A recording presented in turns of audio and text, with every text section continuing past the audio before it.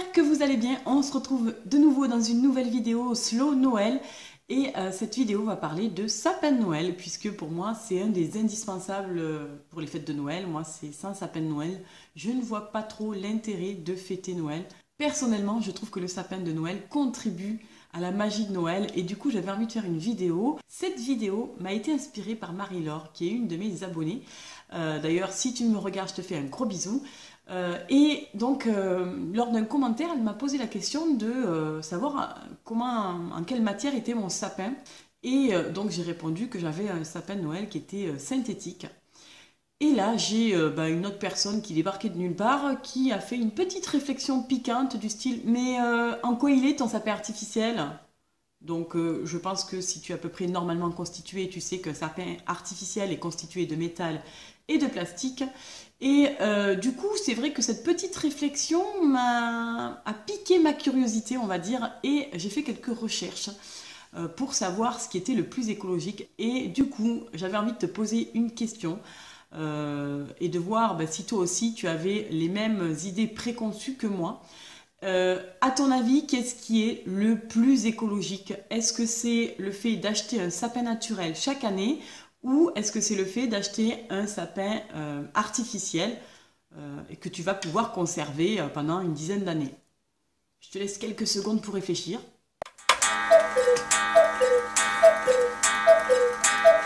Alors, est-ce que tu es bon en matière d'écologie? On va le savoir tout de suite. Je vais t'expliquer un petit peu la différence entre les deux. Nobilis, Armorica, Epicea et bien sûr la variété la plus célèbre qui est le Norman sont des sapins de Noël que tu peux acheter dans les jardineries par exemple. Il s'en vend 6,1 millions en France chaque année contre 1 million de sapins artificiels. Je vais d'abord te parler des avantages et des inconvénients de chaque sapin. L'avantage du sapin de Noël naturel, c'est qu'il sent bon, c'est qu'il est plus joli. C'est que durant son cycle de vie, le sapin va réguler l'émission de gaz à effet de serre puisque pour sa croissance, il va devoir consommer du CO2 et que du coup, ça va réduire ces fameux gaz à effet de serre.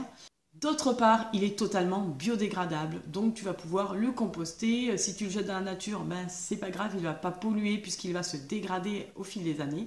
Même si évidemment, je ne te conseille pas de le jeter dans la nature, cela va de soi, tu sais très bien ma position par rapport à la protection de l'environnement. Ceci dit, les vieux sapins peuvent être compostés, on peut en faire des copeaux, on peut les recycler. Enfin, le cinquième avantage des sapins naturels, c'est que leur culture va stabiliser le sol, c'est-à-dire que tout le réseau racinaire des sapins va permettre de filtrer l'eau et donc va permettre à la terre d'absorber l'eau, va éviter les glissements de terrain, les inondations. Donc c'est un avantage non négligeable, j'ai envie de te dire.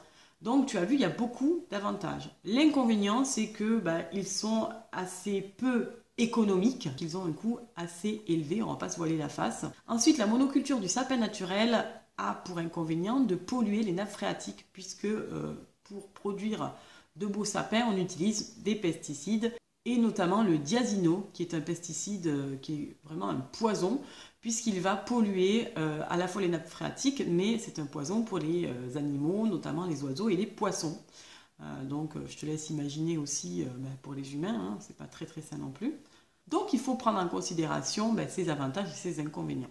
Le sapin naturel va produire 3 kg de CO2 durant son cycle de vie, c'est-à-dire entre 9 et 14 ans pour qu'il arrive à maturité pour être coupé ou déraciné et qu'on les propose en vente dans les grandes surfaces et les magasins spécialisés. Les sapins de Noël artificiels, donc eux, ils sont constitués de métal et de plastique, c'est le principal inconvénient, souvent donc des matériaux qui ne sont pas recyclables. Donc qui vont faire partie des déchets qui vont être incinérés ou enfouis dans le sol. Leur production est très énergivore et a été évaluée à 48 kg de CO2 par sapin de Noël artificiel, qui correspondrait à 6 kg pour une durée de vie de 8 ans.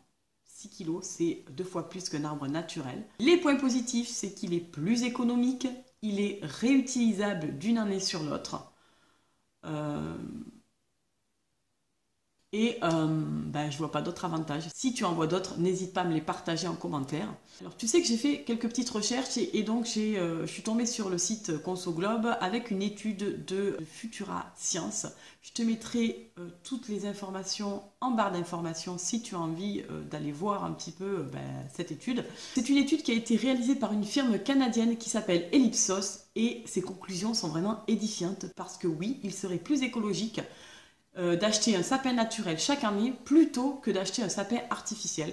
Donc moi, je pensais que c'était tout à fait l'inverse. D'ailleurs, j'ai acheté un sapin artificiel en me disant que justement c'était plus écologique parce que pendant... alors le mien a actuellement 11 ans, il est encore en super état et je me disais que c'était beaucoup plus économique et écologique que d'acheter un sapin naturel et en fait je me suis vraiment plantée. Je suis quand même très contente d'avoir pu découvrir ça lors de mes petites recherches.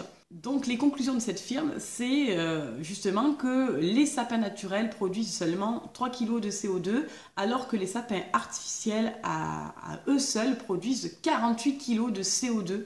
Ce qui fait qu'il faudrait conserver plus de 20 ans son sapin artificiel pour que l'impact écologique soit supérieur à celui du sapin naturel. En gros, si tu veux avoir une consommation un peu plus écologique, mieux vaut acheter un sapin naturel qu'un sapin artificiel. Et j'ai envie de te dire encore mieux, si tu as la possibilité de le faire. Moi, je sais que lorsque mon sapin artificiel sera en fin de vie, c'est ce que je ferai probablement. Je fabriquerai un sapin moi-même. Donc tu as d'excellentes alternatives sur Pinterest, je te mettrai des liens là encore. Tu peux avoir des sapins réalisés en bois, du coup des sapins qui vont être vraiment écologiques, économiques, sans impact pour l'environnement. Ou tu peux te fabriquer un sapin avec des déchets, des bouteilles en verre, etc. Tu peux également dessiner un sapin sur un morceau de tissu. Je pense que les enfants vont être friands de ce genre d'activité. Tu colles un morceau de tissu sur un mur, tu dessines un sapin ou tu peux reproduire la forme d'un sapin avec des guirlandes. Je te mets donc tout un tas de photos en même temps que je t'explique pour que tu puisses avoir quelques idées de réalisation. Donc voilà, si j'ai un conseil à te donner, entre le sapin naturel et le sapin artificiel, privilégie le sapin naturel. Mais si tu souhaites avoir une consommation encore plus éco-responsable, je te conseille de fabriquer toi-même un sapin. Ne rentre pas non plus dans le truc un peu ridicule ou sur un site autour du minimalisme et du zéro déchet. J'ai vu une personne qui avait pris un escabeau qu'il avait décoré avec des boules de Noël et des guirlandes. Franchement, j'ai trouvé l'idée moyenne. Pour moi, il faut quand même qu'il y ait un minimum de magie. Même si c'était zéro déchet, je te l'accorde. Franchement, c'était pas le truc le plus original et le plus joli pour les fêtes de Noël. Donc, je te fais confiance. Je sais que tu auras plein de belles idées. Dans ces vidéos que je te partage, je te donne des conseils, mais loin de moi l'idée de te juger. Je suis quelqu'un d'assez bienveillant. Moi, je donne quelques idées, quelques conseils. Si tu veux rentrer dans une démarche de protection de l'environnement, après, libre à toi de faire ce que tu veux, d'acheter un méga sapin artificiel si ça te dit, d'acheter des sapins naturels. Le plus important, je crois, c'est d'écouter ta petite voix intérieure, d'écouter ton cœur. Mais je sais que la voix du cœur est souvent la meilleure. And since we've no place to go, let it snow, let it snow, let it snow, when we finally... Quelques petites astuces supplémentaires. Si tu décides d'acheter un sapin naturel, je te conseille de le prendre en pot. Comme ça, tu pourras le replanter ou peut-être en faire don à quelqu'un qui pourra lui-même le replanter.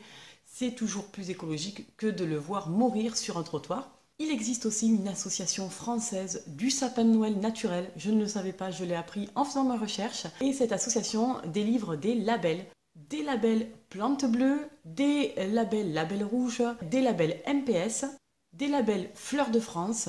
Je t'invite à regarder dans ma barre d'informations. Je te mettrai toutes les informations nécessaires par rapport à ces labels. J'espère que cette petite vidéo t'aura permis d'apprendre des choses. En tout cas, je le souhaite. Et je te souhaite de choisir ton sapin de Noël avec la voix du cœur. Je te fais un gros bisou et je te dis à très bientôt pour une nouvelle vidéo. Bye!